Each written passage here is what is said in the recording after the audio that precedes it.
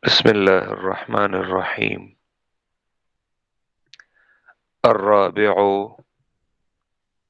كتاب أبي عيسى الترمذي أصل في معرفة الحديث الحسن، وهو الذي نوه باسمه وأكثر من ذكره في جامعه، ويوجد في متفرقات من كلام بعض مشايخه والطبقة التي قبله كأحمد بن حنبل والبخاري وغيرهما. وتختلف النسخ من كتاب الترمذي في قوله هذا حديث حسن أو هذا حديث حسن صحيح ونحو ذلك، فينبغي أن تصحح أصلك به بجماعة أصول وتعتمد على ما اتفقت عليه. ونص الدارقطني في سننه على كثير من ذلك. ومن مظانه سنن أبي داود السجستاني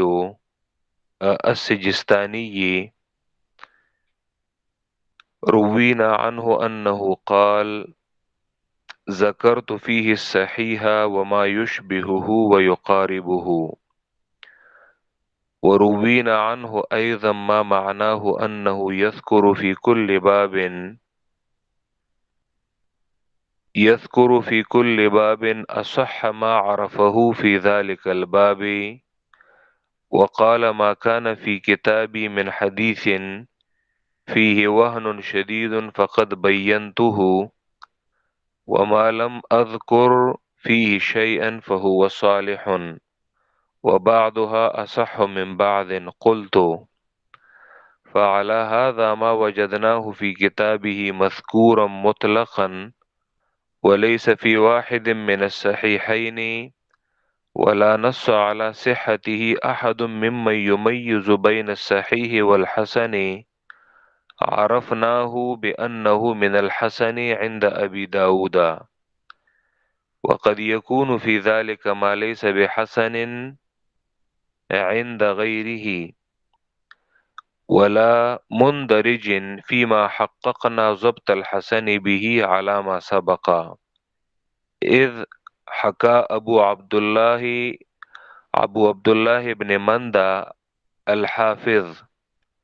الحافظ أنه سمع محمد بن سعد الباوردي بمصر يقول كان من مذهب أبي عبد الرحمن النسائي أن يخرج عن كل من لم يجمع على تركه. وقال ابن مندى وكذلك أبو داود السجستاني يأخذ مأخذه ويخرج الإسناد الضعيف إذا لم يجد في الباب غيره، لأنه أقوى عنده من رأي الرجال، والله أعلم. الخامس ما صار إليه صاحب المصابيح رحمه الله من تقسيم أحاديثه إلى نوعين: الصحاح والحسان، مريدا بالصحاح ما ورد في أحد الصحيحين أو فيهما، وبالحسان ما أورده أبو داود والترمذي وأشباههما في تصانيفهم. فهذا اصطلاح لا يعرف، وليس الحسن عند أهل الحديث عبارة عن ذلك. وهذه الكتب تشتمل على حسن وغير حسن كما سبق بيانه، والله أعلم. مقدمہ ابن الصلاح میں ہم دوسری نوع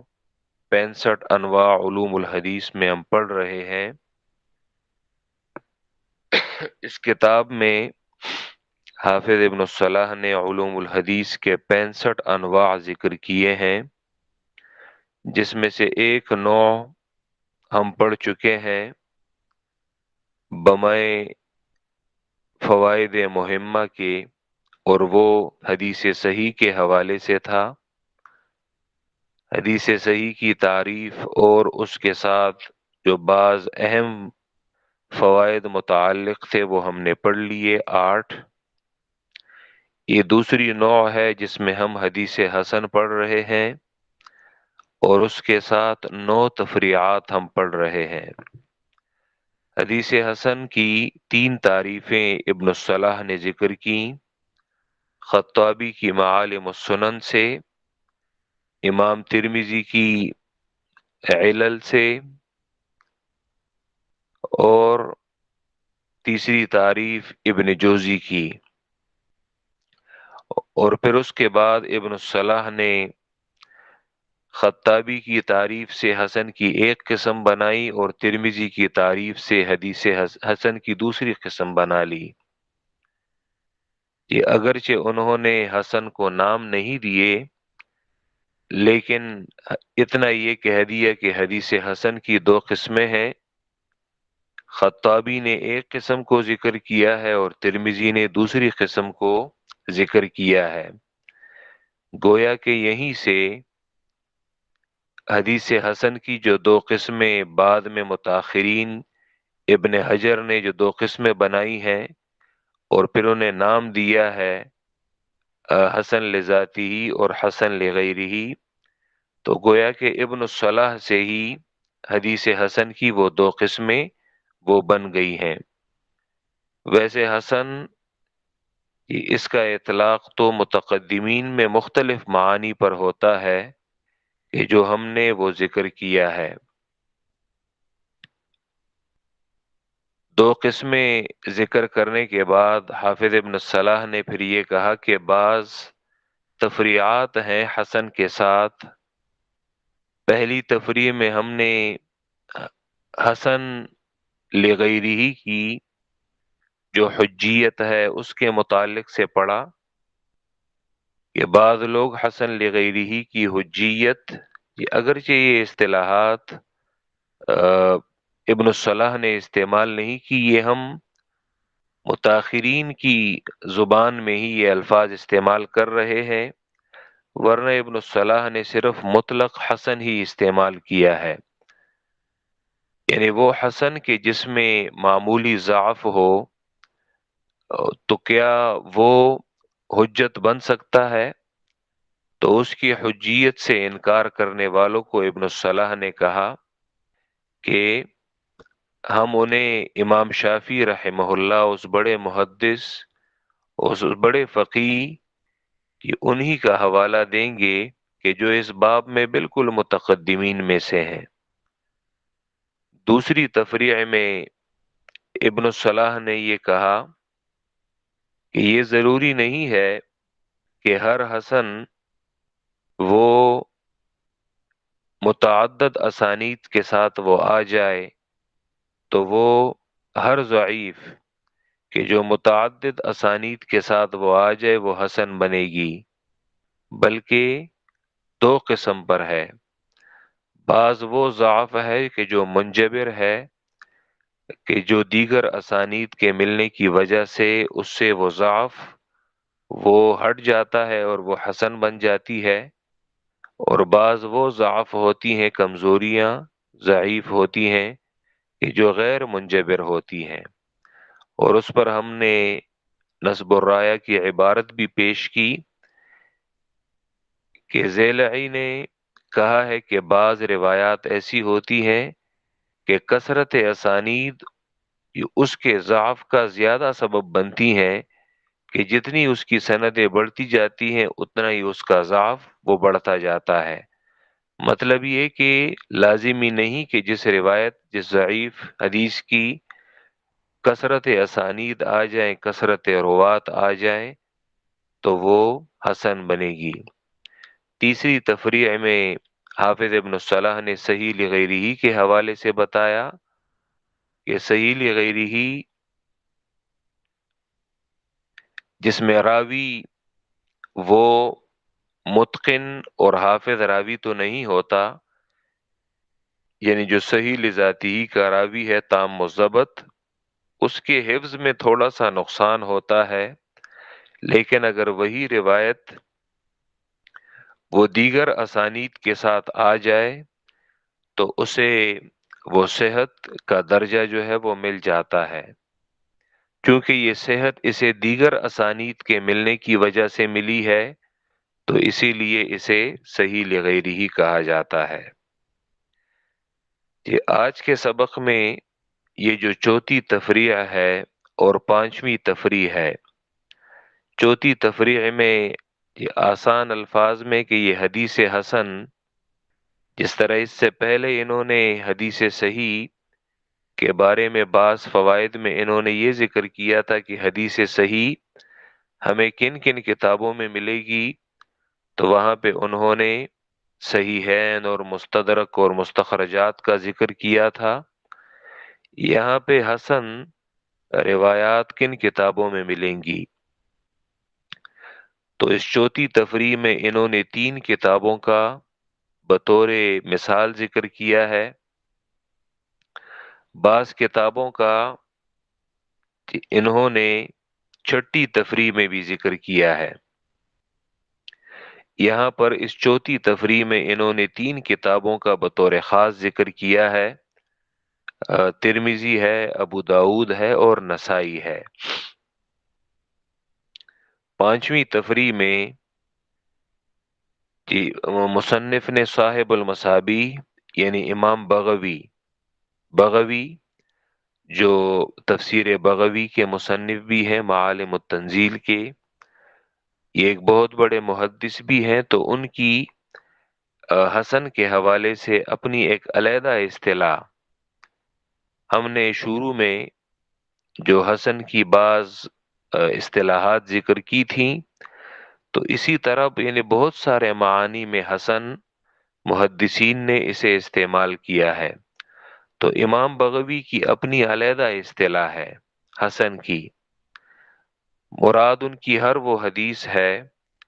کہ جو ترمذی، ابو داود اور نسائی اور ان جیسے محدثین نے وہ ذکر کی ہو، جس طرح مشکات میں ہم پڑھتے ہیں، کیونکہ مشکات یہ اسی مصابیح السنہ کی اس پر اضافہ ہے، اسی لیے اسے مشکات المصابیح کہتے ہیں۔ یہ الرابع چوتھی تفریح ہے کتاب ابی عیسیٰ الترمذی، یہ ابو عیسیٰ الترمذی محمد ابن عیسیٰ الترمذی کی کتاب سنن ترمذی، اور یا اسے جامع ترمذی بھی کہتے ہیں، تو ابو عیسیٰ الترمذی کی کتاب ہے۔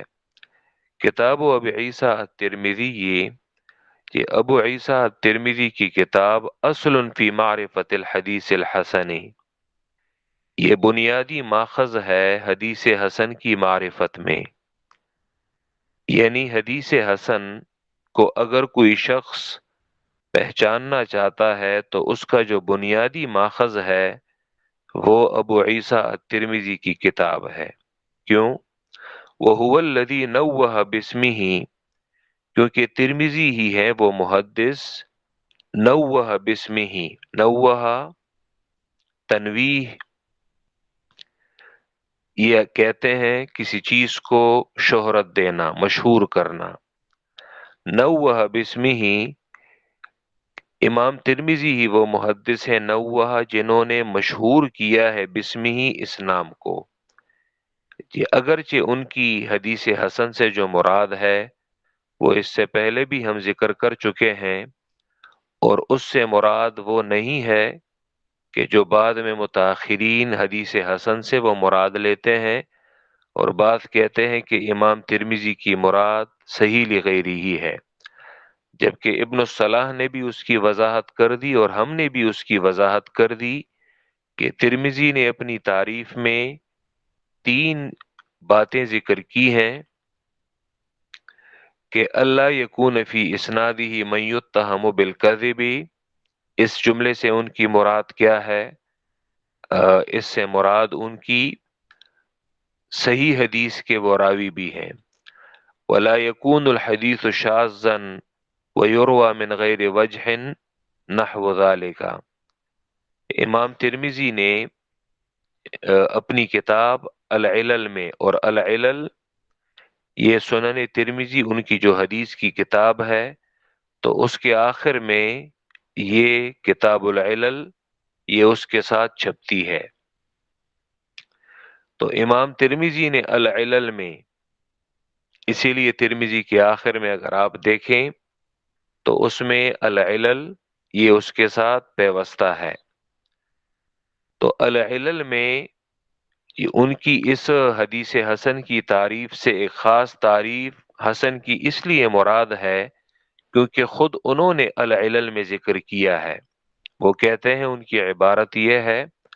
وَمَا ذَكَرْنَا فِي هَذَا الْكِتَابِ حَدِيثٌ حَسَنٌ،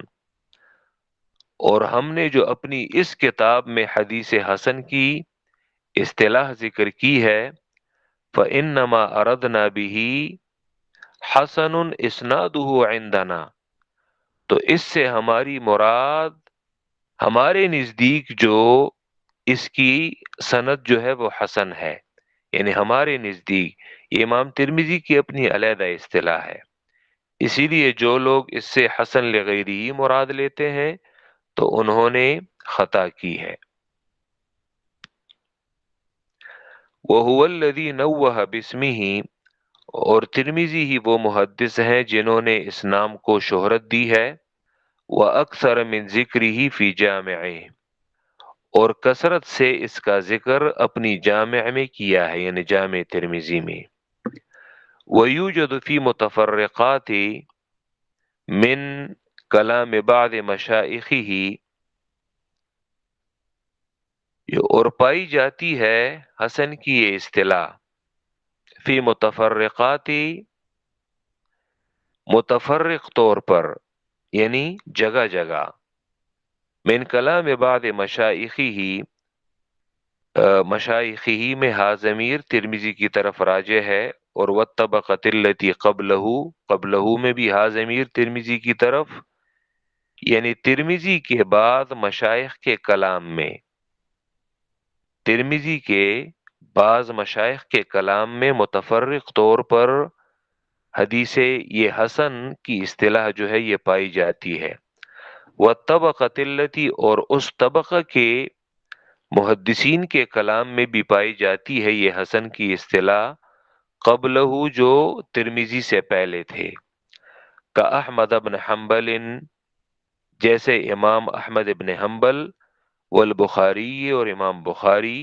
وغیرہما، اور ان کے علاوہ جو دیگر محدثین ہیں۔ حدیث حسن کے بالکل آغاز میں ہم نے یہ کہا تھا کہ امام ترمذی کے ہاں جو حدیث حسن کی اصطلاح ہے کیا ان سے پہلے یہ استعمال کی گئی ہے، تو ہم نے وہاں پہ کہا تھا ہاں، امام ترمذی سے پہلے بھی امام بخاری نے، شعبی نے، اور اسی طرح امام شافعی نے، مختلف علی ابن المدینی نے، مختلف علماء نے اسے، شعبہ نے اسے استعمال کیا ہے، اسی طرح ابراہیم نخعی اور مختلف محدثین نے اسے استعمال کیا ہے۔ ہاں، ان کی حسن سے مراد مختلف، کوئی اسے صحیح کے معنوں میں استعمال کرتا ہے، کوئی اسے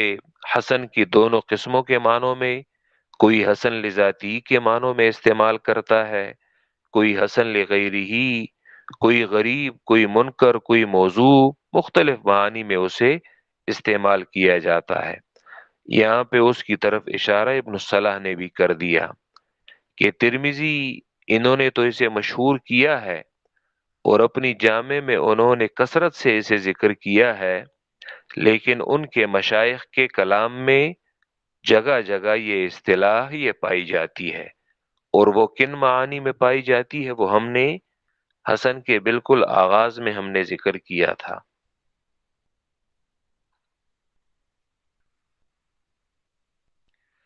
وَالطَّبَقَةِ الَّتِي قَبْلَهُ، اور اس طبقہ کے محدثین نے بھی جو امام ترمذی سے قبل تھے، پہلے تھے، تو ان کے کلام میں بھی یہ حسن کی اصطلاح یہ پائی جاتی ہے،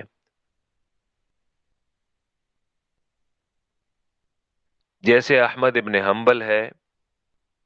بخاری ہے، وغیرہما، اور ان کے علاوہ محدثین جو امام ترمذی سے یا ان کے مشائخ میں سے ہیں اور یا ان سے جو پہلے طبقہ ہے تھوڑا سا پہلے ان کے کلام میں یہ پایا جاتا ہے۔ ساتھ ساتھ یہ ابن الصلاح حوالہ دینے کے لیے نسخوں کی طرف بھی اشارہ کرتے ہیں، جس طرح انہوں نے حدیث صحیح میں نسخوں کی طرف اشارہ کیا تھا کہ ان سے حوالہ دینے میں احتیاط کیا جائے، تو یہاں پہ یہ ترمذی کے نسخے کی طرف بھی اشارہ کرتے ہیں کہ ترمذی کے بعد نسخوں میں یہ جو اصطلاحات ہیں، جو احادیث پر انہوں نے احکام لگائے ہیں، ھذا حدیث حسن اور ھذا حدیث حسن صحیح، تو یہ جو احکام لگائے ہیں تو چاہیے یہ کہ انسان وہ جو قابل اعتماد نسخہ ہے کہ جس کی تصحیح کی جا چکی ہے، دراصل ابن الصلاح یہ 543 ہجری میں پیدا ہوئے ہیں، 577 میں، یعنی یہ 6 صدی ہجری کے عالم ہیں، اور تو اسی لیے اس زمانے تک ابھی وہ چھپائی کا وہ مستقل بندوبست وہ نہیں تھا، ہاتھ کی لکھائی اور انہی چیزوں کا اہتمام کیا جاتا تھا۔ وَتَخْتَلِفُ النُّسَخُ، اور من کتاب الترمذی، اور ترمذی کے کتاب کے نسخے یہ مختلف ہیں، مختلف نسخے ہیں ترمذی کے کتاب کے، فی قولی، کس قول میں، اس قول میں،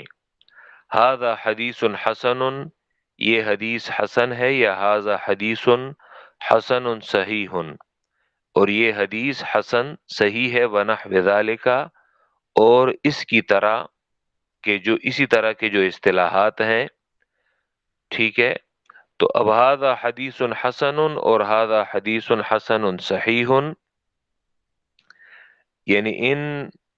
ناموں کے اختلاف کی وجہ سے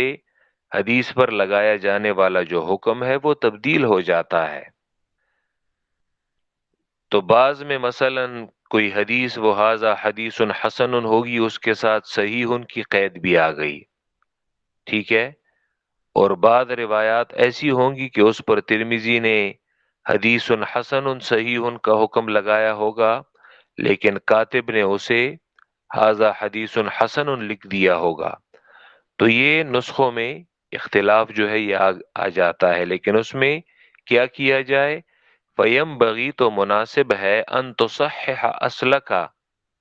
یہ بھی جو جار مجرور ہے، بظاہر اس کا کوئی تعلق یہاں پہ نظر نہیں آتا، تو اسی لیے عبارت کو فَيَنبَغِي أَن تُصَحِّحَ أَصْلَكَ بِجَمَاعَةِ اصول، کیونکہ اگر بجماعت میں بھی با حرف جر وہ آیا ہے تو اسی لیے بظاہر یہ زائد نظر آتا ہے۔ فَيَنبَغِي أَن تُصَحِّحَ أَصْلَكَ، تو چاہیے کہ آپ تصحیح کریں اصلک، اپنے نسخے کی، اور میں نے پہلے بھی یہ بتایا تھا کہ اصل سے مراد نسخہ ہوتا ہے،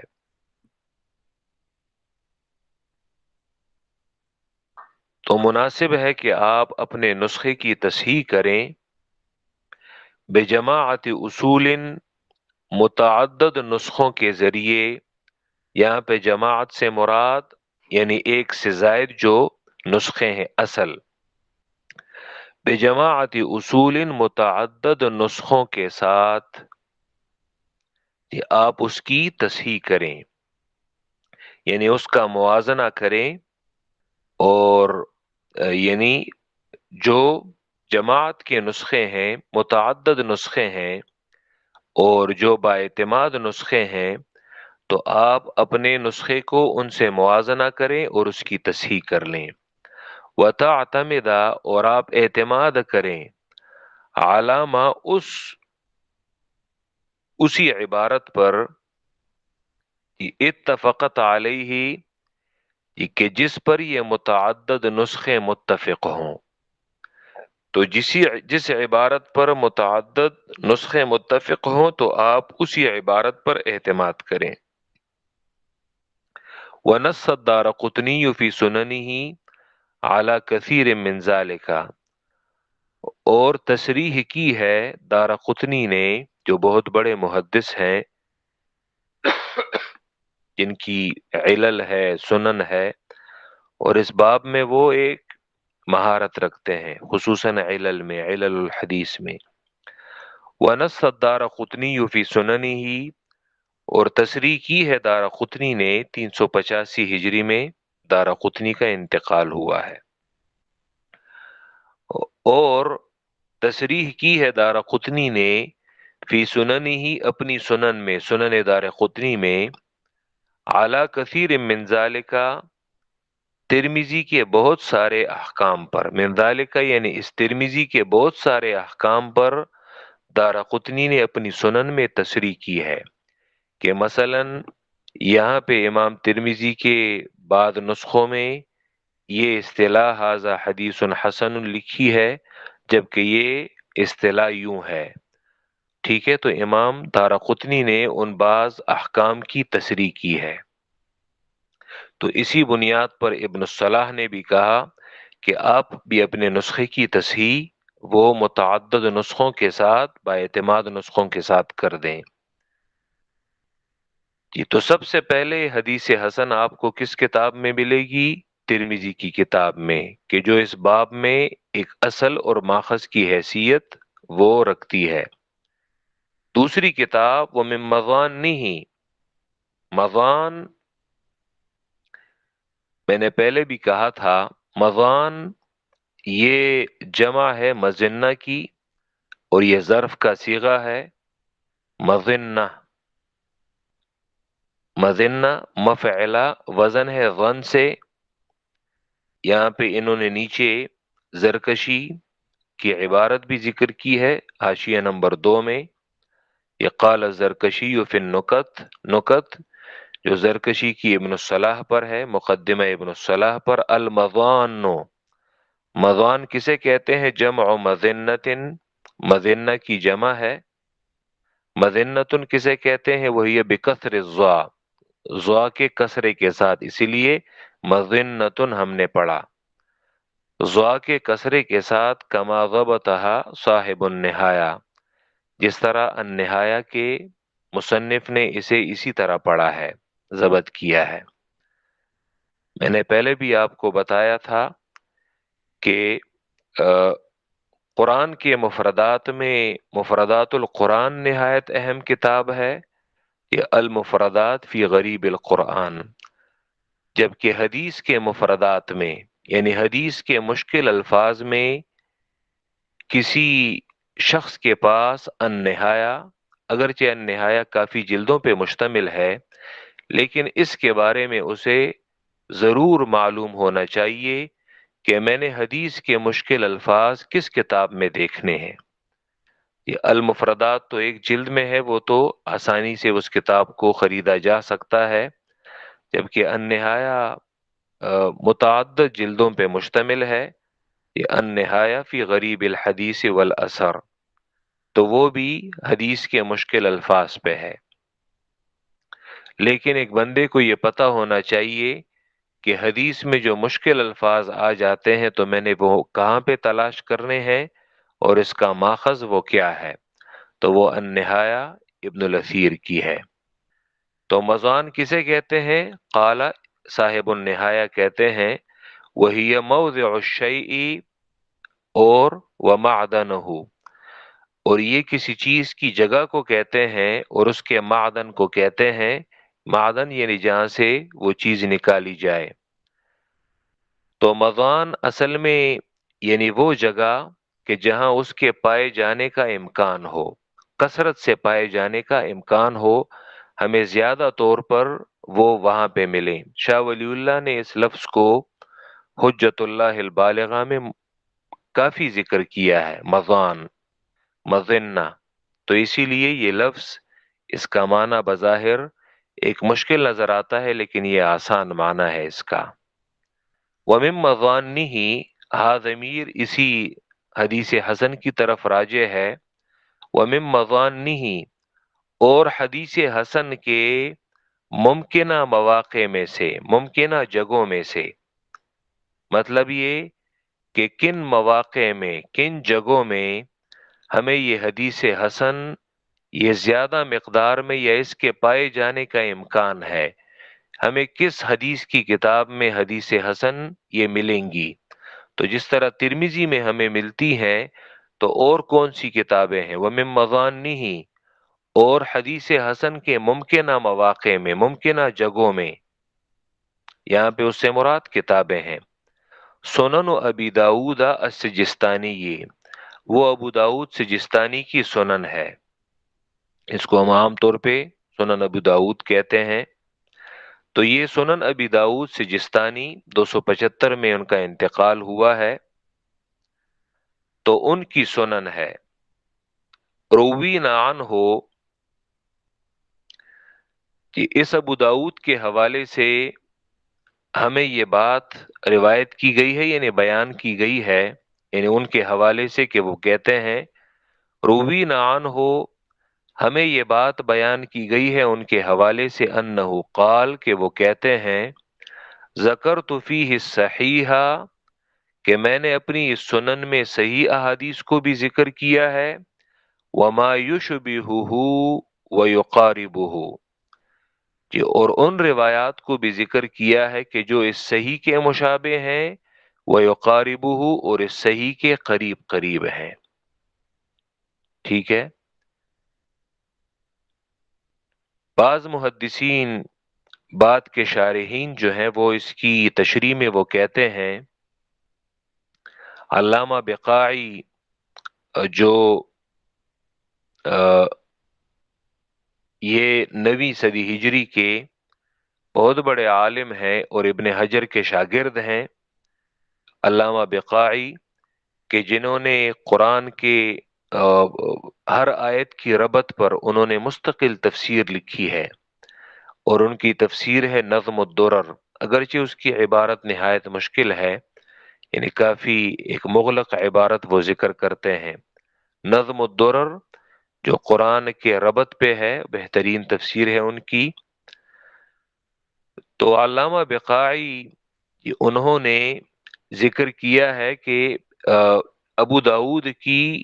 اس عبارت کا کیا مطلب ہے۔ ذکر تو فیہ صحیح ہے، یہ تو آسان ہے، وما یشبہہ ویقاربہ سے ان کی مراد کیا ہے؟ تو وہ کہتے ہیں کہ وہ جو اس صحیح کے مشابہ ہے، اس سے مراد صحیح لغیری ہی ہے۔ صحیح لغیری ہی بھی اصل میں حسن لذاتی ہی ہوتی ہے، حسن ہی ہوتی ہے، لیکن اس میں متعدد اسانید وہ آ جاتی ہیں۔ تو وما یشبہہ، اور وہ احادیث میں نے ذکر کی ہیں کہ جو اس صحیح کے مشابہ ہیں، یعنی وہ صحیح لغیری ہی ہیں۔ ویقاربہ، اور اس کے قریب قریب ہیں، یعنی اس سے مراد ان کی حدیث حسن ہے، اور حسن لذاتی ہی ہے، کیونکہ حسن میں صحیح کے قریب کون سی ہیں؟ تو وہ حسن لذاتی ہی ہے۔ وروینا عنہ، اور اسی ابو داؤد کے حوالے سے ہمیں یہ بھی بیان کیا جاتا ہے، ایضاً اسی طرح، ما معناہ، اور اس کا معنی جو ہے وہ مفہوم یہ ہے ان کی وہ عبارت کا، کہ انہ یذکر فی کل باب اصح ما عرفہ فی ذلک الباب، کہ وہ ہر باب میں ذکر کرتے ہیں،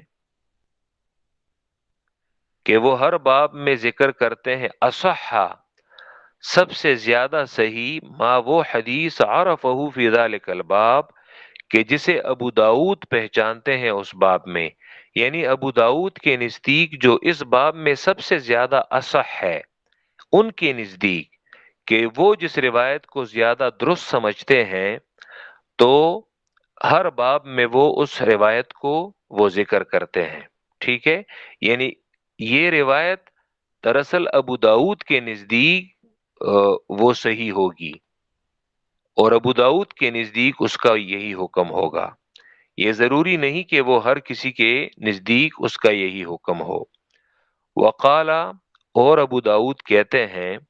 ما کان فی کتابی من حدیث، ہر وہ حدیث کہ جو میری کتاب میں ہو، فیہ، کون سی حدیث؟ فیہ وہن شدید، کہ جس میں شدید کمزوری ہو، وہن کمزوری ہو، شدید شدید، کہ جس میں شدید کمزوری ہو، یعنی جو نہایت ضعیف ہو۔ فقط بینتہ، یہ ابو داود کے سنن کا آپ کو طریقہ بتایا جا رہا ہے کہ آپ نے جب اس میں احادیث مطالعہ کرنی ہے تو ابو داود کا طریقہ کار وہ کیا ہے۔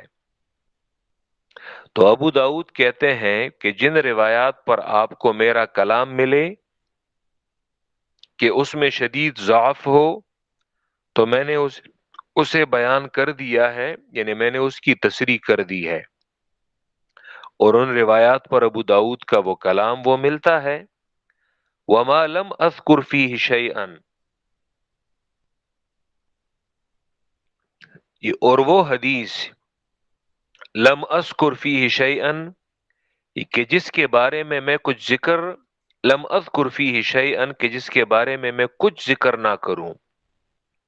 یعنی اس پر میں خاموشی سے گزر جاؤں، سکوت کر لوں، اس کے بارے میں نہ صحت کا کہوں نہ ضعف کا کہوں، فہو صالح، تو وہ حدیث صالح ہے۔ صالح یعنی انہوں نے نہایت ایک محتاط جملہ استعمال کیا ہے، تو وہ حدیث صالح ہے یعنی ٹھیک ہے، صالح ٹھیک ہے۔ اب یہاں پہ نیک معنی تو نہیں کر سکتے، تو وہ حدیث صالح یعنی ٹھیک ہے۔ لیکن یاد رکھیں کہ یہ ضروری نہیں کہ وہ صالح ہے تو یعنی وہ سارے کے سارے آپ یہ کہہ دیں کہ یہ ابو داؤد کے نزدیک یہ سارے صحیح ہوں گے، نہیں، ایسا نہیں ہے۔ یہ صالحیت میں یعنی ٹھیک ہونے میں ان کے درجات میں فرق ہوگا، کہ ایسا نہیں ہے کہ ابو داؤد نے اس سے سکوت کیا ہے اور اس کے بارے میں کچھ ذکر نہیں کیا تو وہ سارے ایک ہی درجے کے ہوں گے، نہیں، بلکہ ایسا نہیں ہے۔ وَبَعْضُهَا أَصَحُّ مِن بَعْضٍ، اور ان میں سے بعض جو ہیں وہ زیادہ صحیح ہوں گے بعض سے، ٹھیک ہے، وہ زیادہ صحیح ہوں گے بعض سے۔ اب ایسا بھی ہو سکتا ہے کہ ابو داؤد کو اسی لیے آگے اس کی مزید وضاحت بھی کی جا رہی ہے، یہ قلتو اگلی عبارت میں ابن الصلاح نے وہ ذکر کیا ہے کہ بعض اوقات ایسے بھی ہوتا ہے کہ ابو داؤد ایک باب میں روایات کو ذکر کرتے ہیں کہ جو ساری ضعیف ہوتی ہیں۔ یہاں پہ آپ بعضها اصح من بعض اس اصطلاح کو سمجھ لیں کہ امام ابو داؤد کی اصح ما فی الباب سے مراد کیا ہے، جس طرح انہوں نے انہ یذکر فی کل باب اصح ما عرفہ فی ذلک الباب، اس سے مراد کیا ہے؟ مراد اس کی یہ ہے کہ بعض ابواب میں ابو داؤد نے جو روایات ذکر کی ہوں گی وہ تمام کی تمام سندن ضعیف ہوں گی، لیکن کہ ان تمام ضعاف کا درجہ ایک جیسا نہیں ہوگا، بلکہ بعضها اصح من بعض، ان میں سے بعض ضعیف جو ہیں وہ دیگر ضعیف کے مقابلے میں وہ زیادہ صحیح ہوں گی، مطلب ان کا ضعف وہ دوسرے کے مقابلے میں کم ہوگا، تو اسی لیے وہ اصح ما فی الباب ہے، یعنی اس باب میں وہ دوسرے کے مقابلے میں وہ زیادہ صحیح ہے۔ تو آپ اصح ما فی الباب سے یہ نہ سمجھ لے کہ وہ اس باب میں سب سے زیادہ صحیح روایت ہے، بلکہ یہ ابو داؤد کے نزدیک یعنی وہ روایت اس باب میں سب سے زیادہ اصح ہے، کیونکہ اس کے پاس سندن کوئی اور روایت صحیح ملی نہیں، تو اسی لیے ان کے نزدیک جو اس باب میں اصح روایت تھی وہ کون سی ہے؟ تو وہ یہ ہے۔ پھر اس سے ذرا زیادہ کمزور وہ کون سی ہے؟ وہ یہ فلاں ہے، ٹھیک ہے، اور اس سے زیادہ کمزور وہ یہ فلاں ہے، ٹھیک ہے۔ تو وَبَعْضُهَا أَصَحُّ مِن بَعْضٍ، اور ان میں سے بعض جو ہے وہ زیادہ صحیح ہوں گی بعض سے۔ یہاں پر ہم ابو داؤد کی احادیث کے بعض درجات اور مراتب کو بھی، تاکہ آپ رفتہ رفتہ ان حدیث کی کتابوں کے یہ جو مناہج ہیں اور منہج ہیں کہ ان کتابوں کا بندہ اگر مطالعہ کرے تو ان کتابوں میں احادیث کو پرکھنے کا کیا معیار ہے، کیا طریقہ کار ہے، اور کسی اصطلاح کا کیا مطلب ہے۔ تو سنن ابو داؤد کی احادیث کے درجات اور مراتب، اسے امام ذہبی نے کہ جو متاخرین میں ایک ید طولہ رکھتے ہیں علم حدیث میں اور ایک معتدل محدث ہیں، اور جرح و تعدیل میں ان کے قول کو ایک سند کی حیثیت وہ دی جاتی ہے متاخرین میں۔ امام ذہبی، شمس الدین ذہبی المتوفی 748 ہجری،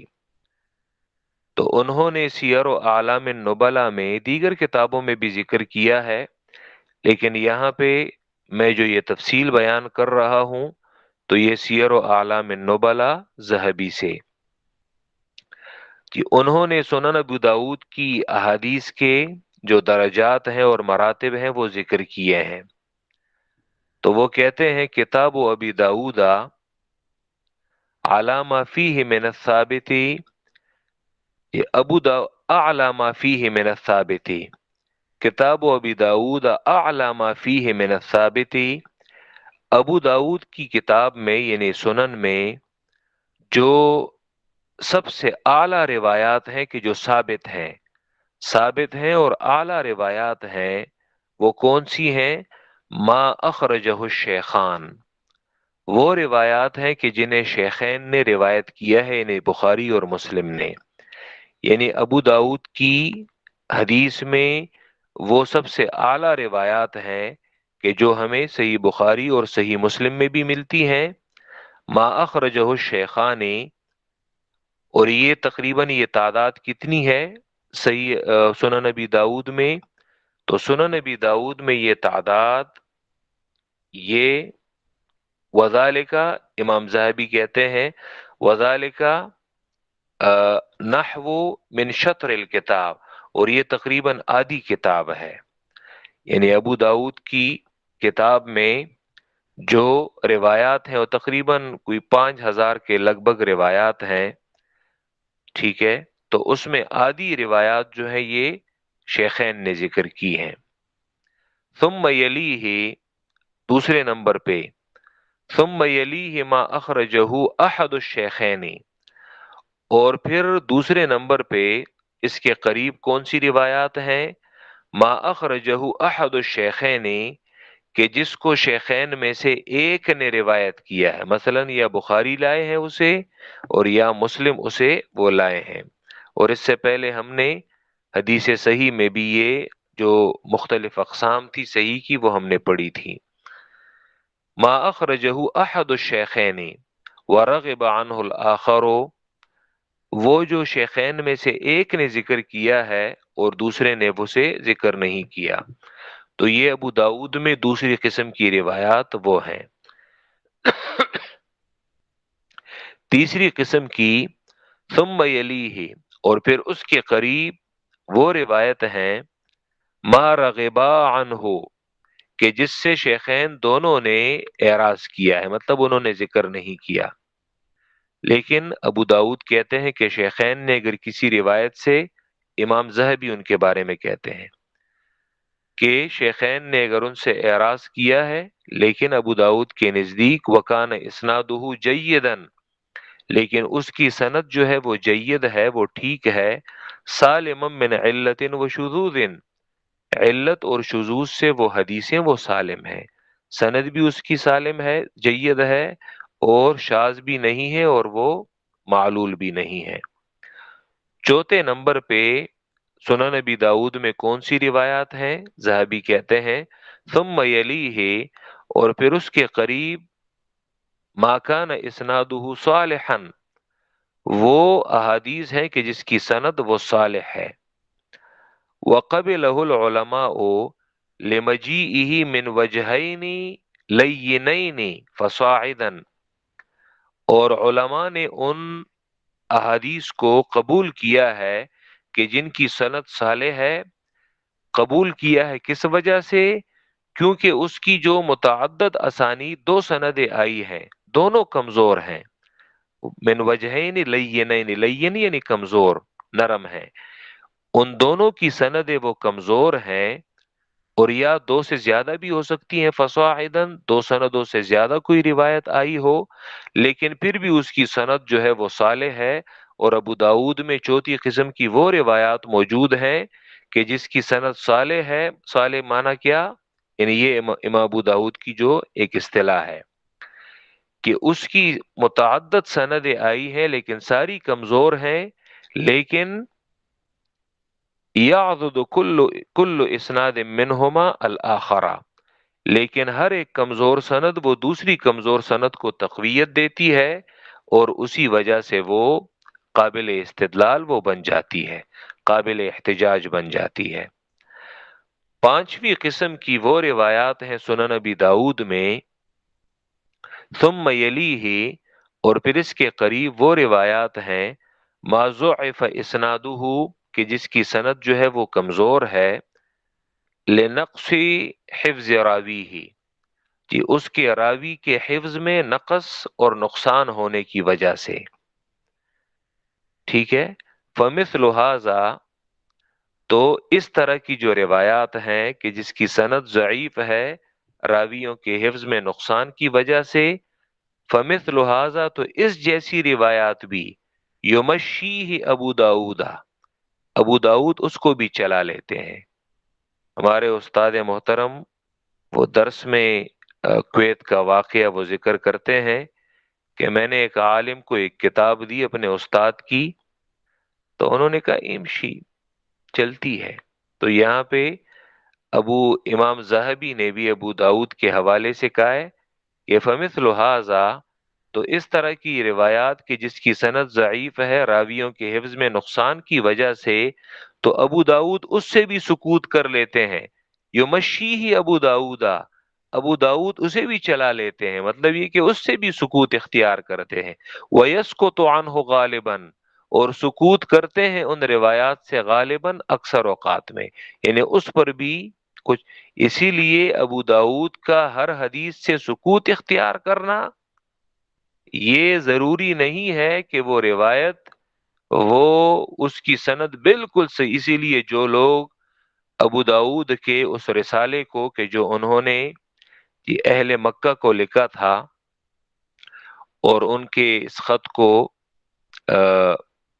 باقاعدہ علماء نے چھاپا بھی ہے، رسالۃ الامام ابو داؤد الی اہل مکہ، یہ ہے۔ اسی طرح خطیب بغدادی نے ان کے خط کو تاریخ بغداد میں بھی ذکر کیا ہے، بہت سی کتابوں میں ان کا وہ خط کہ جو انہوں نے اہل مکہ کو لکھا تھا اور اپنی سنن کے بارے میں، اور یہ جو عبارت یہاں پہ انہوں نے ذکر کی ہے ما کان فی کتابی من حدیث فیہ وہن شدید، دراصل یہ انہوں نے مکہ کہ انہوں نے آپ سے آپ کی سنن کے بارے میں پوچھا تھا کہ اس میں آپ کی ان روایات کو ذکر کرنے کا مقصد کیا ہے، بہت سی روایات پر آپ کا کلام نہیں ملتا، تو ابو داؤد نے انہیں اپنے خط میں یہ لکھا تھا کہ ان روایات پر جن سے میں نے سکوت اختیار کیا ہے تو اس کا مطلب وہ یہ ہے۔ تو یہاں پہ بھی وَيَسْقُطُ عَنْهُ غَالِبًا، امام ذہبی کہتے ہیں کہ وہ اس سے غالباً سکوت اختیار کرتے ہیں، حالانکہ اس کی سند جو ہے وہ ضعیف ہوتی ہے۔ تو کسی محدث کا کسی حدیث سے سکوت اختیار کرنا، اور پھر ابو داؤد میں، اسی لیے بعض جاہل کہتے ہیں کہ سکتا علیہ ابو داؤد، اس پر ابو داؤد نے سکوت اختیار کیا ہے اور یہ صالح ہے، اسے یہ پتہ نہیں ہوتا کہ اس سے مراد ان کی کیا ہے۔ چھٹے نمبر پہ امام ذہبی کہتے ہیں ثم یلیہ، اور اس کے قریب پھر وہ روایات ہیں ما کان بین الضعف، کہ جس کا ضعف جو ہے وہ بین ہو، وہ واضح ہو، من جہت راوی ہی، اس کے راوی کی وجہ سے، اس کے راوی کی وجہ سے، مطلب یہ کہ راوی کی عدالت میں کوئی نقصان ہو۔ یہاں پہ انہوں نے حفظ کی بات نہیں کی کہ راوی، یا حفظ میں بھی کہہ سکتے ہیں کہ راوی نہایت یا اس کی عدالت میں کوئی نقصان ہے، اور یا راوی کی حفظ میں کافی نقصان ہے، فہذا لا یسقط عنہ، تو ایسے راویوں سے، ایسی روایات سے ابو داؤد وہ سکوت اختیار نہیں کرتے، یہ وہ وہن شدید ہے۔ بل یوہنہ غالباً، بلکہ ابو داؤد غالباً ایسی روایات کو ضعیف قرار دیتے ہیں اور باقاعدہ تصریح کرتے ہیں، ٹھیک ہے۔ بل یوہنہ غالباً، اور اس کے غالباً جو ہے اس کی وہن، اس کی کمزوری کو وہ بیان کرتے ہیں۔ لیکن یہ بھی یاد رکھیں، یہ بھی ضروری نہیں ہے۔ امام ذہبی کہتے ہیں وَقَدْ يَسْقُطُ عَنْهُ، قد جب مضارع پر داخل ہو جائے تو یہ احیاناً کے معنوں میں آتا ہے۔ وَقَدْ يَسْقُطُ عَنْهُ، اور کبھی کبھی ابو داؤد ان روایات سے بھی سکوت اختیار کرتے ہیں، لیکن وجہ کیا ہے؟ بحسب شہرتہ و نکارتہ، بوجہ کہ ان احادیث کے مشہور ہونے کی وجہ سے اور ان کی نکارت کے مشہور ہونے کی وجہ سے،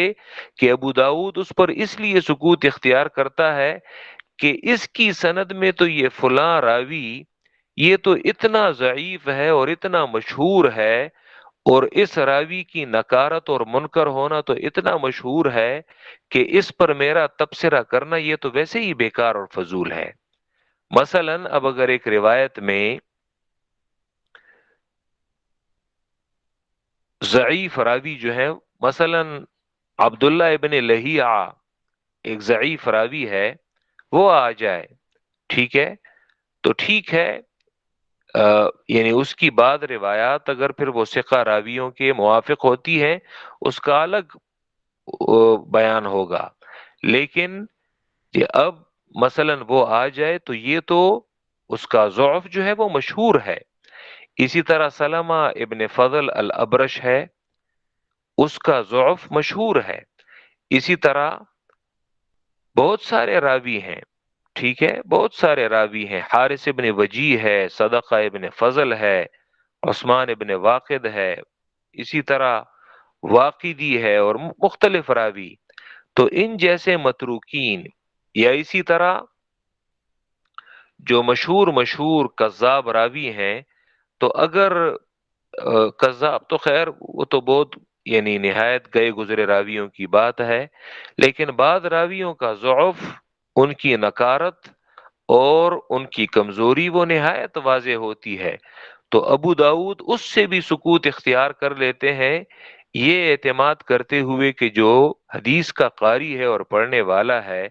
تو وہ اگر سند میں اس راوی کو بھی نہیں پہچانتا تو یہ تو بڑے افسوس کی بات ہے۔ اور ہمارے ہاں آج کوئی حدیث کو نہیں پڑھتا، چی جائے کہ اس کی سند کو پڑھنا۔ قل تو میں کہتا ہوں ابن الصلاح، تو یہ امام ذہبی کی یہ عبارت یہ ہم نے پڑھ لی سیر و اعلام النبلا سے۔ قل تو میں کہتا ہوں ابن الصلاح فعلی ھذا، تو اسی بنیاد پر، یعنی امام ابو داود کی اسی بنیاد پر کہ وہ کہتے ہیں کہ ما لم اذکر فیہ شیئا فہوا صالح، کہ جن روایات کے بارے میں نے کچھ ذکر نہیں کیا تو وہ صالح ہوتی ہیں۔ اسی بنیاد پر اب یہاں پہ ابن الصلاح کیا کیا کہتا ہے، وہ کیا نتیجہ اخذ کرتے ہیں، ما وجدناہ فی کتابہ مذکورا مطلقا، وہ حدیث کہ جس کو ہم پائیں گے ابو داؤد کی کتاب سنن میں مذکوراً ذکر کیا گیا، اس حدیث کو انہوں نے ذکر کیا ہے مطلقاً یعنی مطلق طور پہ، اگر ہم اس کی حدیث کو پائیں گے یعنی جہاں کہیں پہ بھی ہو، مطلقاً یعنی جہاں کہیں پہ بھی ہو، وَلَيْسَ فِي وَاحِدٍ مِّنَ الصَّحِيحَيْنِ، اور وہ حدیث کہ جو ہم ابو داؤد میں پا لیں، اور وہ حدیث وَلَيْسَ فِي وَاحِدٍ مِّنَ الصَّحِيحَيْنِ، اور وہ صحیحین میں سے کسی ایک میں بھی نہ ہو، نہ بخاری میں ہو اور نہ مسلم میں ہو، وَلَا نَصَّ عَلَى صِحَّتِهِ أَحَدٌ، اور تصریح نہ کی ہو اس کی صحت پر احد، کسی محدث نے بھی، کسی ایک نے بھی اس کی صحت پر تصریح نہ کی ہو، یعنی کسی ایک ناقد امام نے بھی اس کی صحت پر تصریح نہ کی ہو۔ ناقد امام کہاں سے آ گیا؟ ممن یمیز بین الصحیح والحسین، اسی میں اس کی طرف اشارہ ہے۔ اور تصریح نہ کی ہو اس حدیث کی صحت پر بھی کسی ایک امام نے بھی، کسی ایک نے بھی، ممن یعنی وہ ناقد، ان ناقدین میں سے، یمیز بین الصحیح والحسن، کہ جو صحیح اور حسن میں تمیز کرتا ہے. تو کسی ایک مشہور ناقد اور امام کی طرف سے بھی اس حدیث کی صحت پر تصریح وہ نہ کی گئی ہو، تو اب کیا کریں گے ہم؟ عارف نہ ہو تو ہم یہ جان لیں گے بے انہ من الحسن عند ابی داؤد، کہ وہ حدیث ابو داؤد کے نزدیک حسن ہے.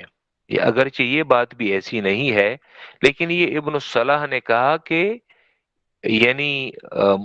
اجمالی طور پر ہم کہہ دیتے ہیں کہ اصل میں یہ روایت یہ ابو داؤد کے نزدیک حسن ہے. ورنہ میں نے کہا جیسے امام ذہبی نے کہ بہت ساری روایات میں ابو داؤد کا سکوت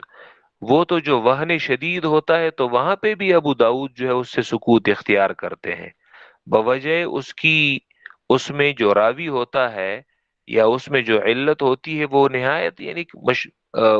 راوی کا نکارت میں، منکر ہونے میں، ضعیف ہونے میں ایک شہرت ہوتی ہے. ابو داؤد اس سے بھی سکوت اختیار کرتے ہیں. ٹھیک ہے، لیکن یہ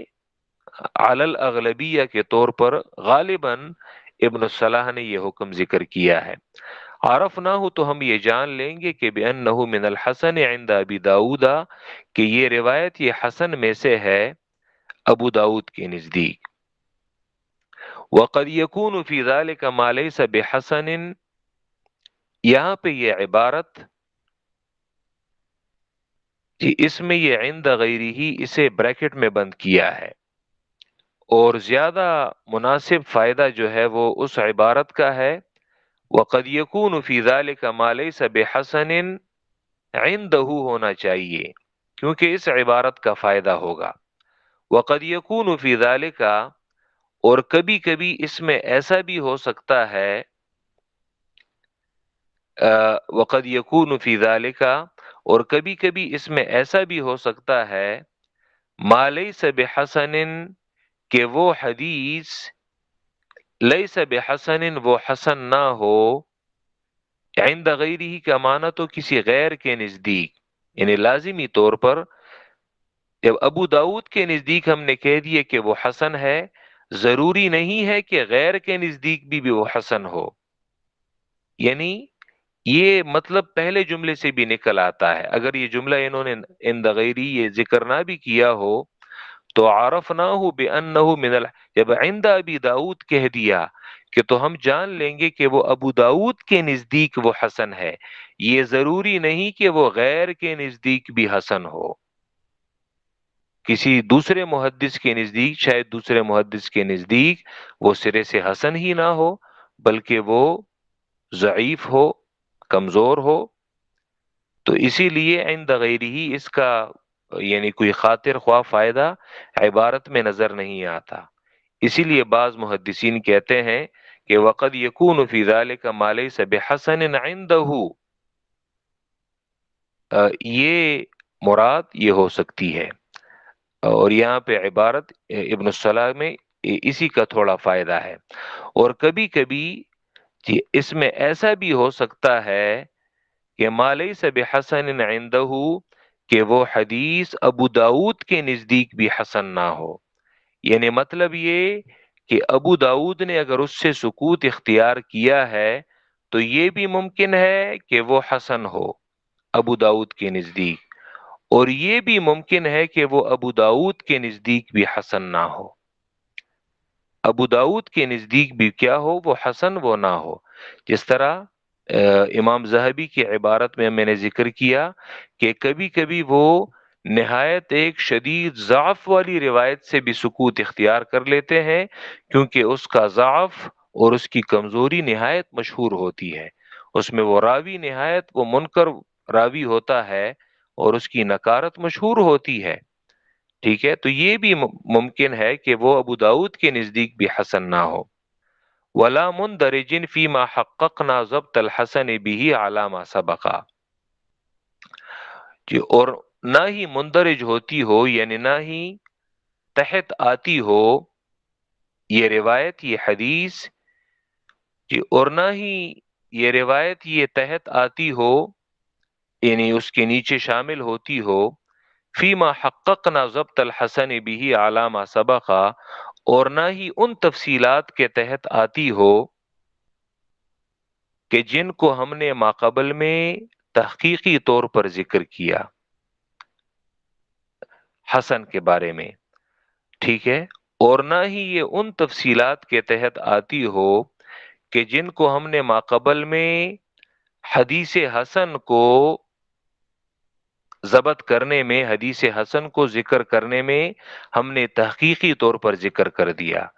یعنی حدیث حسن کے بارے میں ابن الصلاح نے جو ذکر کیا کہ حدیث حسن میں کون کون سی شرائط ہیں، امام ترمذی کی تعریف انہوں نے ذکر کی، امام خطابی کی تعریف انہوں نے ذکر کی، تو ابو داود نے جو روایت ذکر کی ہے اس سے سکوت اختیار کیا ہے، تو شاید یہ روایت یہ ان تفصیلات کے تحت بھی نہ آتی ہوں کہ جو ماقبل میں ہم نے حدیث حسن کے بارے میں وہ تفصیلات وہ ہم نے ذکر کر دی۔ ترمذی کی تعریف کی تفصیل کرتے ہوئے، خطابی کی تعریف کی تفصیل کرتے ہوئے، تو یہ ان کے تحت بھی وہ نہیں آتی۔ اذ حکا ابو عبداللہ ابن مندہ، کیونکہ حافظ ابو عبداللہ ابن مندہ نے یہ انہو سمع محمد ابن سعد الباوردیہ، کہ انہوں نے مصر میں محمد ابن سعد الباوردی کو یہ کہتے ہوئے سنا ہے۔ حافظ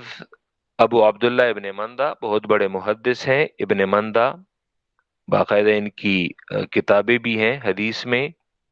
جی۔ انہوں نے محمد ابن سعد الباوردی کو مصر، یہ بھی محدث ہیں، مصر میں کہتے ہوئے سنا، کان من مذہب ابی عبد الرحمن النسائی، کہ ابو عبد الرحمن النسائی کا مذہب وہ یہ تھا، یہاں پہ یہ ابو داود اور نسائی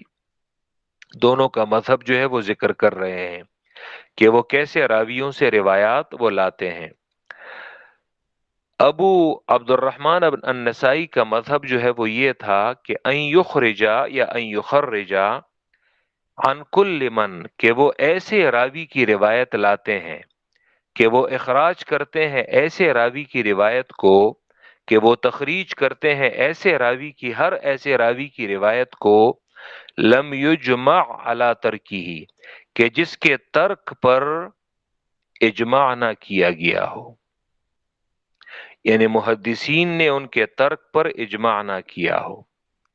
من لم یجمع علی ترکیہ، پہلے اس عبارت کو پڑھتے ہیں، پھر اس کے بعد لم یجمع علی ترکیہ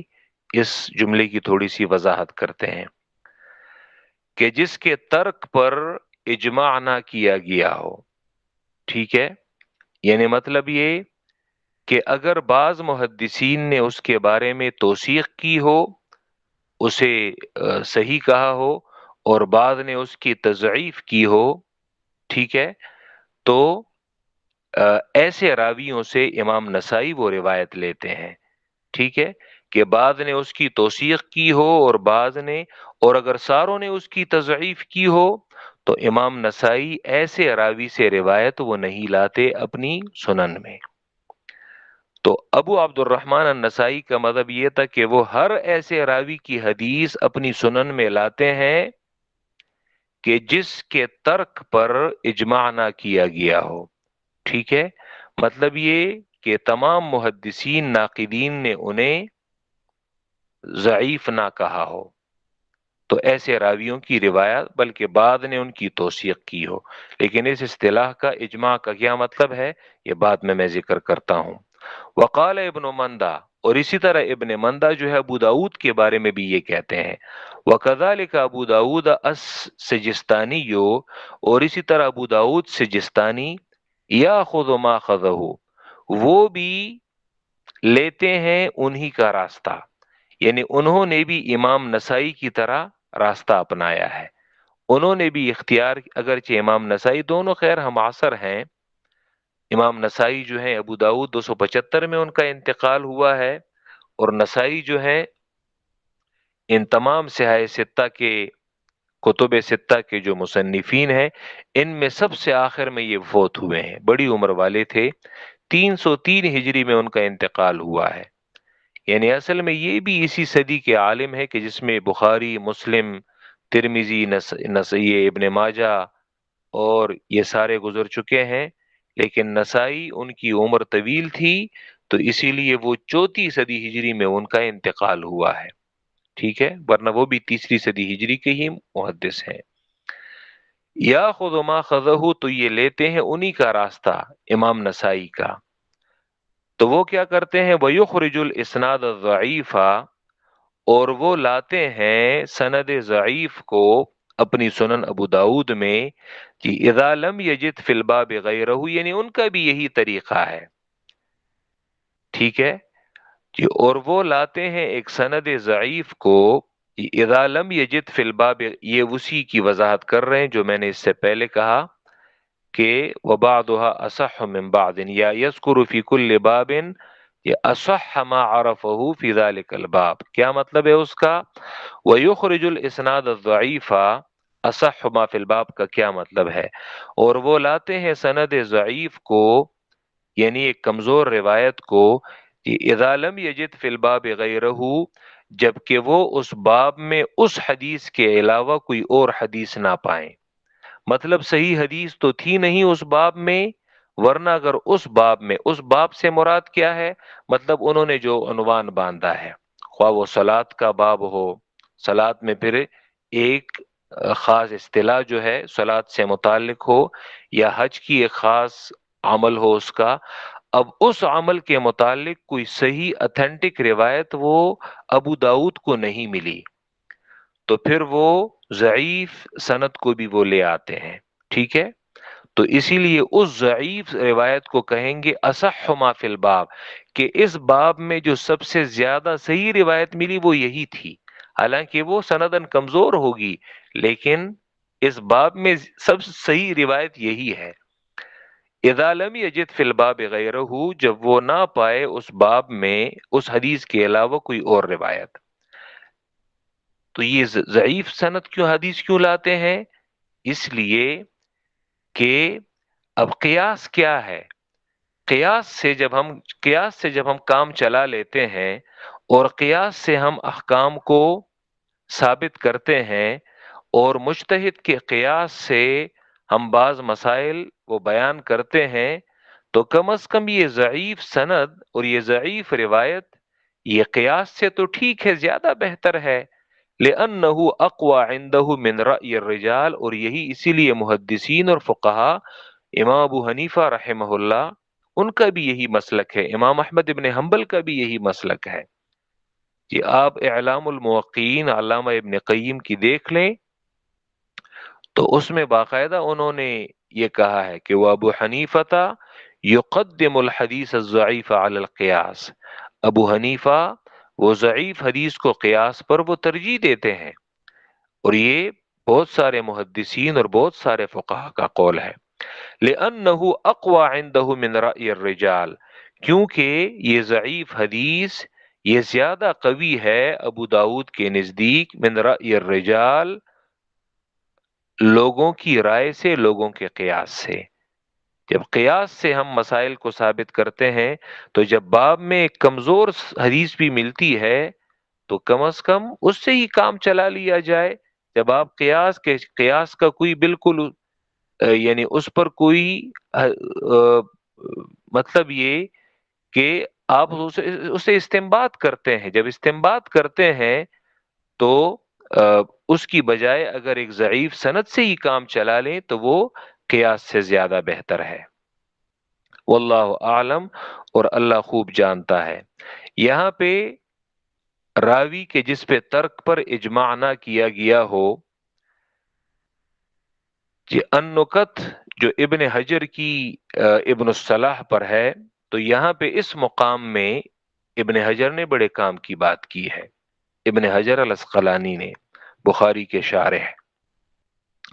کہ کون سا راوی ہے کہ جس کے ترک پر اجماع نہ کیا گیا ہو، یہ مجمع علی ترکی ہی، یہ کون سا راوی ہے؟ تو وہ کہتے ہیں کہ انما اراد ابن الصلاح، ابن الصلاح کی مراد کیا ہے بذالکا، کہ اس اصطلاح سے اجماعا خاصا، کہیں آپ اس سے محدثین کا اجماع نہ لے لیں کہ سارے محدثین نے اس پر اجماع کیا ہو، سارے محدثین اسے ضعیف کہتے ہوں۔ ابن الصلاح کی مراد اس سے ایک خاص اجماع ہے، خاص اجماع، ٹھیک ہے، کہ جو صرف دو دو لوگوں کا ایک قول ایک راوی پر جمع ہونا ہے، دو دو لوگوں کا مثلا۔ اور پھر انہوں نے طبقات النقاد، ٹھیک ہے، اور یہیں سے یہ جو میں کہتا ہوں ناقد امام، نقاد، ناقد امام کون سے ہیں، ائمہ کون سے ہیں، تو ابن حجر نے یہاں پہ پھر طبقات النقاد ذکر کیا ہے کہ نقاد کے طبقات کیا ہیں، یعنی وہ کون سے محدثین ہیں کہ راویوں پر ان کا کلام ان کے بارے میں یعنی ایک حرف آخر کی حیثیت رکھتا ہے۔ وہ اگر کسی راوی کے بارے میں اس کی توثیق کر لیں تو وہ راوی پاس ہے، اور اگر وہ کسی راوی کے بارے میں، ہر کسی کی نہیں، راوی تو لاکھوں میں ہیں لیکن ناقد امام یہ گنے چنے ہیں۔ طبقات النقاد وذالک ان کل طبقۃ من، پھر خیر یہاں پہ جو نام میں ذکر کر رہا ہوں صرف یہ نہیں ہے لیکن وہ گنے چنے ہیں۔ وذالک ان کل طبقۃ من نقاد الرجال، اور یہ خاص اجماع ہے، اس سے مراد ہے وذالک، اور یہ بات اس طرح ہے کہ ہر طبقہ راویوں کے طبقہ، نقاد راویوں کے طبقات میں سے ہر طبقہ یہ متشدد اور متوسط نقاد سے خالی نہیں ہے۔ مطلب یہ کہ نقاد محدثین کے طبقات میں دونوں قسم کے ناقدین ہوتے ہیں، متشدد بھی ہوتے ہیں سخت، کہ جو راوی کو بالکل معاف نہیں کر دے، اور اس کی تھوڑی سی کمزوری بھی اس پر کھلم بیان کر دیتے ہیں، اور متوسط بعض گزارا حال ہے، مطلب یہ کہ وہ گزارا کرتے ہیں۔ فمن الاولا، کہ اس میں، اور انشاءاللہ یہ جب ہم علل ذکر کریں گے تو اس میں آپ کو انشاءاللہ تعالی قرن بقرن کہ پہلے طبقے میں کون سے وہ علماء ہیں کہ جن کے اقوال ہمیں ملتے ہیں، تو ان میں سب سے پہلے شعبہ نے ہی، امام شعبۃ بن الحجاج، یہی وہ بڑے محدث ہیں، اگرچہ ان سے پہلے بھی راویوں پر نقد کرنے کے حوالے سے ہمیں صحابہ کرام کے اقوال بھی ملتے ہیں، تابعین کے بھی ملتے ہیں۔ شعبہ نے اس سلسلے میں جو سب سے پہلے کام کیا ہے اور اس علم کو زیادہ مشہور کیا ہے سند میں راویوں پر یہ نقد کرتے ہوئے، شعبانہ و شعبہ، شعبہ شعبہ شعبہ ہی ہے۔ فمن الاولا، تو پہلے طبقے میں شعبہ ہے اور سفیان ثوری ہے۔ تو پھر ابن حجر کہتے ہیں وہ شعبہ تو اشد منہ، لیکن شعبہ جو ہے وہ سفیان ثوری سے زیادہ سخت ہے، یعنی اس طبقے میں شعبہ متشدد ہیں اور سفیان ثوری وہ متوسط ہیں۔ ومن الثانیتی، دوسرے طبقے میں یحییٰ ابن سعید القطان ہے۔ یحییٰ ابن سعید القطان بہت بڑا نام ہے، وہ عبد الرحمن ابن مہدی ہیں، یا عبد الرحمن ابن مہدی۔ وَيَحْيَى أَشَدُّ مِنْهُ، اور یحییٰ ابن سعید القطان یہ ابن مہدی سے زیادہ سخت ہیں، مطلب یحییٰ ابن سعید القطان متشدد ہیں اور عبد الرحمن ابن مہدی وہ متوسط ہیں دوسرے طبقے میں۔ وَمِنَ الثَّالِثَةِ، ابن حجر کہتے ہیں اور تیسرے طبقے میں، نقاد کے تیسرے طبقے میں یحییٰ ابن معین ہے، بعض لوگ اسے معین کہتے ہیں، معین ٹھیک نہیں، معین بفتح المیم، میم کے فتحے کے ساتھ۔ تیسرے طبقے میں یہ یحییٰ ابن معین ہے اور احمد ہے، احمد ابن حنبل۔ وَيَحْيَى أَشَدُّ مِنْهُ، اور یحییٰ ابن معین وہ متشدد ہیں اور احمد متوسط ہیں۔ وَمِنَ الرَّابِعَةِ، چوتھے طبقے میں، نقاد کے چوتھے طبقے میں ابو حاتم الرازی ہے۔ ابو حاتم یہ ابن ابی حاتم کے والد ہیں۔ علل الحدیث لابن ابی حاتم، یہ ابن ابی حاتم کی مستقل کتاب ہے کہ جس میں اگر آپ اسے پڑھیں تو وہ کہتے ہیں وسألت ابی، میں نے اپنے والد سے یہ پوچھا اس حدیث کے بارے میں کہ آپ اس حدیث کے بارے میں کیا کہتے ہیں؟ تو قال ابی، تو ابی سے مراد ان کے والد ابو حاتم ہیں۔ چوتھے طبقے میں ابو حاتم ہیں اور بخاری ہیں،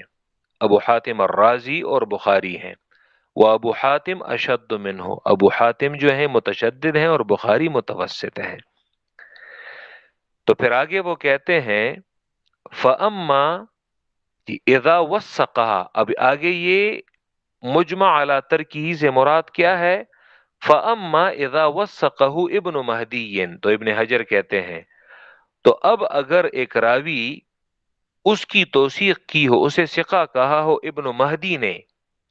عبد الرحمن ابن مہدی نے، اب یہ بطور مثال صرف دوسرے طبقے کی مثال دے رہا ہے، ٹھیک ہے؟ فَأَمَّا إِذَا وَثَّقَهُ ابن مہدی، اب اگر کسی راوی کی توثیق ابن مہدی نے کی ہو کہ عبد الرحمن ابن مہدی وہ متوسط ہے، وَضَعَفَهُ يحيى ابن سعید القطان، اور اسی راوی کی تضعیف اسی طبقے میں یحییٰ ابن سعید القطان ناقد نے کی ہو، تو فَإِنَّهُ لَا يُتْرَكُ، تو ایسے راوی کو ترک نہیں کیا جائے گا۔ کیوں؟ لما عرف من تشدید یحییٰ، کیونکہ یحییٰ کی تشدید، ان کا متشدد ہونا وہ معروف ہے، اور اسی طرح ومن هو مثلہ فی النقد، اور یحییٰ ابن سعید القطان کی طرح جو نقد میں یعنی تمام طبقات میں جو متشدد ہیں۔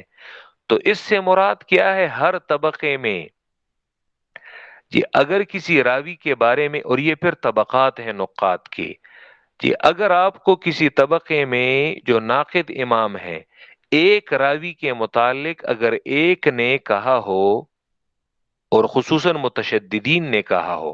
کہ یہ راوی یہ ضعیف ہے، اور اس کے بارے میں انہوں نے اس کی تضعیف کی ہو، لیکن اسی طبقے کے جو متوسط ائمہ ہیں کہ اگر انہوں نے اس راوی کی توثیق کی ہو، تو امام نسائی اور امام ابو داود ایسے راویوں سے روایات لاتے ہیں کہ جن کے ترک پر اجماع اس طبقے میں نہ کیا گیا ہو، اگرچہ اس طبقے میں گنے چنے محدثین ہوں۔ مطلب یہ کہ اس طبقے کے اگر اس راوی پر اس فلاں محدث فلاں ناقد کا جرح ملتا ہے، اگر اس نے اس کی تضعیف کی ہے، لیکن امام نسائی کو اسی طبقے میں جو دوسرا ناقد امام ہے تو اس کی توثیق بھی معلوم ہے، ابو داود کو اسی طبقے میں دوسرے ناقد امام کی توثیق بھی معلوم ہے، اسی لیے تم ابو داود اور نسائی پر یہ الزام مت لگانا کہ انہوں نے ایسے راویوں کی روایات ذکر کی ہیں کہ جن پر فلاں ناقد امام نے اس کی تضعیف کی ہے۔ اللہ کے بندے، بلکہ انہوں نے ایسے راویوں کی روایات کو ذکر کیا ہے کہ جو اسی طبقے میں ان راویوں کے بارے میں جو دیگر ناقد ائمہ ہیں تو انہوں نے اس کی توثیق بھی کی ہے، انہوں نے اسے ثقہ بھی کہا ہے۔ جی الخامس و پانچویں تفریح جو ہے وہ یہ آسان ہے، اور اس میں انہوں نے امام بغوی صاحب المصابی، مصابیح السنہ ان کی کتاب ہے، ہماری پشاور یونیورسٹی سے ڈاکٹر سراج الاسلام حنیف صاحب نے اسی مصابیح السنہ پر پی ایچ ڈی کا رسالہ جو ہے انہوں نے اسی پر کام کیا ہے، اور میرے پاس ان کی وہ تھیسس وہ موجود بھی ہے۔ پانچویں تفریح جو ہے وہ یہ ہے ما سوار الیہ صاحب المصابی، اور آگے مشکات المصابی یہ اسی مصابیح السنہ اسی پر وہ اضافہ ہے جو خطیب تبریزی نے وہ کی ہے۔ ما وہ مذہب، وہ مسلک، سوار الیہ کہ جس کی طرف گئے ہیں کون؟ صاحب المصابی ہی، صاحب مصابی، نیچے انہوں نے حاشیے میں لکھا ہے بغوی جو ہے وہ محی السنہ کے نام سے، کیونکہ سنت کے نہایت پابند تھے، محی السنہ، اور بدعات کے نہایت مخالف تھے، ہر حق پرست عالم کو ایسا ہونا چاہیے۔ محی السنہ الفقیہ الحسین ابن مسعود، حسین ابن مسعود البغوی، 516 ہجری میں ان کا انتقال ہوا ہے، محدث بھی ہیں، مفسر بھی ہیں، فقیہ بھی ہیں، بہت بڑے عالم ہیں۔ معالم التنزیل تفسیر بغوی کے نام سے مشہور ہے۔ صاحب المصابی جی انہوں نے جو حسن کے حوالے سے جو مسلک اختیار کیا ہے اور ان کی جو حسن کی اصطلاح ہے، ٹھیک ہے، من تقسیم احادیثی الی نوعین، کہ حدیث کو انہوں نے دو قسموں میں تقسیم کیا ہے اپنی کتاب مصابیح السنہ میں، الصحاح والحسان، بعض احادیث کو انہوں نے صحاح کا نام دیا ہے اور بعض کو انہوں نے حسان کا نام دیا ہے۔ حسان یعنی حسن، اس سے ان کی مراد کیا ہے؟ مریدم بالصحاح، کہ ارادہ ان کا صحاح سے کیا ہے؟ مریدن اس حال میں کہ ارادہ ہے صحاح سے ما ان کی وہ احادیث ورد فی احد الصحیحین، کہ جو صحیحین میں سے کسی ایک میں وارد ہو۔ مطلب یہ کہ وہ جو روایت لاتے ہیں، اگر اس سے وہ کہتے ہیں کہ یہ صحیح ہے تو اس سے مراد کیا ہے؟ ان کی اپنی علیحدہ او فیہما، یا ان دونوں میں سے، یا ان دونوں میں ہو، کہ وہ حدیث صحیحین میں ہو یا ان میں سے کسی ایک میں ہو۔ مطلب یہ کہ صحاح یہ اس روایت کو کہتے ہیں کہ جو بخاری اور مسلم میں دونوں میں موجود ہو یا دونوں میں سے ایک میں موجود ہو۔ وبالحسان، اور حسان سے ان کا ارادہ کیا ہے؟ ما اوردہ ابو داود والترمذی واشباہہما، وہ حدیث کے جس کو لائے ہوں ابو داود، ترمذی، اور ابو داود اور ترمذی کی طرح جو دیگر محدثین ہیں، مثلا نسائی ہے، ابن ماجہ ہے، فی تصانیفہم، انہوں نے اپنی کتابوں میں اپنی تصانیف میں اسے روایت کیا ہو۔ تو ابن الصلاح کہتے ہیں کہ فاز اصطلاح، یہ وہ اصطلاح ہے لا یعرف، کہ جو معروف نہیں ہے، یہ غیر معروف اصطلاح ہے۔ یعنی مطلب یہ کہ اس سے مراد، حسان سے مراد وہ حسن نہیں ہے کہ جو محدثین کے نزدیک ہے، بلکہ یہ صرف امام بغوی کی اپنی علیحدہ اصطلاح ہے۔ نیچے انہوں نے حاشیے میں لکھا ہے، آخری اس پیج پہ صفحہ نمبر 59 کے حاشیے میں، زرکشی نے نکت میں، قد تبعہ النووی وغیرہ فی الاعتراض، نووی نے اور نووی کے علاوہ دیگر محدثین نے بغوی پر اعتراض کیا ہے، ٹھیک ہے؟ کیا اعتراض کیا ہے؟ اور یعنی بغوی پر اعتراض کیا ہے، وہ ہوا عجیب، اور وہ اعتراض عجیب ہے۔ اب یہاں پہ زرکشی بغوی کا دفاع کر رہے ہیں، لأن البغوی لم یقل، بغوی نے یہ نہیں کہا کہ ان مراد الائمتی بالصحاح کذا و بالحسان کذا،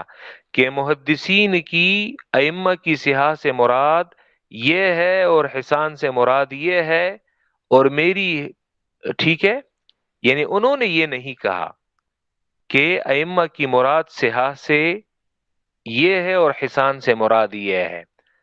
بلکہ وَإِنَّمَا اصْطَلَحَ عَلَى هَذَا، انہوں نے یہ جو اصطلاح استعمال کی ہے صحیح کی اور حسن کی، رعایۃ للاختصار، انہوں نے صرف اختصار کے لیے، آسانی کے لیے ایک اصطلاح جو ہے وہ وضع کی ہے، وہ کیا؟ ولا مشاحۃ فی الاصطلاح، اور اصطلاحات میں تو کوئی جھگڑا نہیں۔ مثلا آج میں حسن کی اصطلاح استعمال کرتا ہوں، لیکن حسن سے مراد وہی معنی ہوگا کہ جو میری مراد ہوگی حسن کی، اس سے میری مراد محدثین کی اس حسن کو ٹکرانا نہیں ہوگا اور نہ ان پر اعتراض کرنا ہوگا، ٹھیک ہے؟ اصطلاحات میں جھگڑا نہیں ہے۔ فَإِنَّهُ قال، بغوی نے کہا ہے کہ اردت بالصحاح، صحاح سے میری مراد کیا ہے؟ ما خرجہ الشیخان، وہ حدیث ہوگی کہ جسے، تو اب ہر حدیث کے تحت وہ نہیں کہتے کہ اخرجہ الشیخان، بس لکھ لیتا ہے صحیح، تو صحیح سے مراد اس کی یہ ہے کہ اسے بخاری اور مسلم یا صحیحان لکھ لیتے ہیں، یعنی اختصار کرتے ہیں۔ وبالحسن، اور حسن سے اس کی مراد کیا ہے؟ رواہ ابو داود و ابو عیسیٰ وغیرہما، ابو داود اور ابو عیسیٰ اور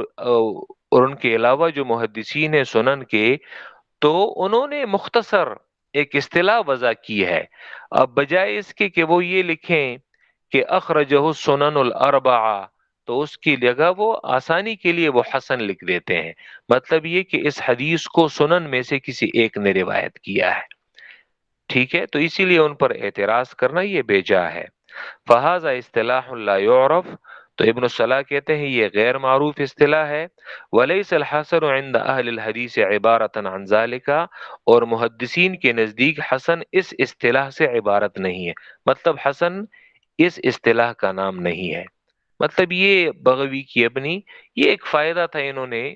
تفریح میں ذکر کر دیا کہ کئی بغوی کی کتاب کو حسن کے لیے کہیں اس معنی میں پیش نہ کرے جو محدثین پیش کرتے ہیں۔ وہذہ الکتب، اور یہ کتابیں محدثین کی، وہذہ الکتب، اور یہ کتابیں تشتمل علی حسن وغیر حسن، یہ بغوی وغیرہ کی، اور یہ کتابیں یعنی یہ ترمذی کی، وہذہ الکتب، اور یہ کتابیں ترمذی اور ابو داود وغیرہ، یعنی جس سے اس نے بغوی نے ذکر کیا کہ یہ حسن ہے، حسان ہے، تو یہ کتابیں یہ مشتمل ہیں، یہ ترمذی، ابو داود اور اس کی طرح جو دیگر کتابیں ہیں، یہ مشتمل ہے حسن پر بھی، وغیر حسن، اور غیر حسن پر بھی۔ مطلب یہ کہ ان کتابوں میں تو حسن بھی ہے اور غیر حسن بھی ہے۔ غیر حسن میں یعنی ان کتابوں میں صحیح روایات بھی ہیں، تو اب امام بغوی کو ان صحیح روایات کو بھی حسن کہہ دینا تو یہ تو ان کے درجے کو گٹھانا ہے، اور غیر حسن میں ضعیف بھی آ جاتی ہیں، تو ضعیف اور امام بغوی نے انہیں بھی حسن کہا ہے، تو اس کا مطلب یہ کہ انہوں نے تو ضعیف کو اپنے درجے سے اٹھا دیا ہے۔ تو اسی لیے امام بغوی کی اپنی علیحدہ اصطلاح ہے، اس سے مراد ان کی صرف یہ ہے کہ یہ جو روایت میں لایا ہوں یہ روایت ترمذی میں موجود ہے، یہ روایت جو میں لایا ہوں یہ ابو داود میں موجود، صرف اس سے مراد ان کی یہ ہے۔ اس سے مراد ان کی یہ نہیں ہے کہ میں اس حدیث کو حسن کہہ رہا ہوں اور اصل میں یہ حدیث میرے نزدیک حسن ہے، حالانکہ وہ حدیث صحیح ہوگی، ٹھیک ہے، اس سے مراد ان کی یہ نہیں ہے۔ وہ حدیث اصل میں ضعیف ہوگی تو حسن سے ان کی مراد اصطلاحی حسن نہیں ہے کہ جو محدثین اس سے مراد وہ لیتے ہیں۔ اور یہ کتابیں ترمذی، ابو داود وغیرہ یہ مشتمل ہے حسن پر بھی اور غیر حسن پر بھی، کما سبق بیانہ، جیسا کہ اس کا بیان وہ گزر چکا، واللہ اعلم، اور اللہ خوب جانتا ہے۔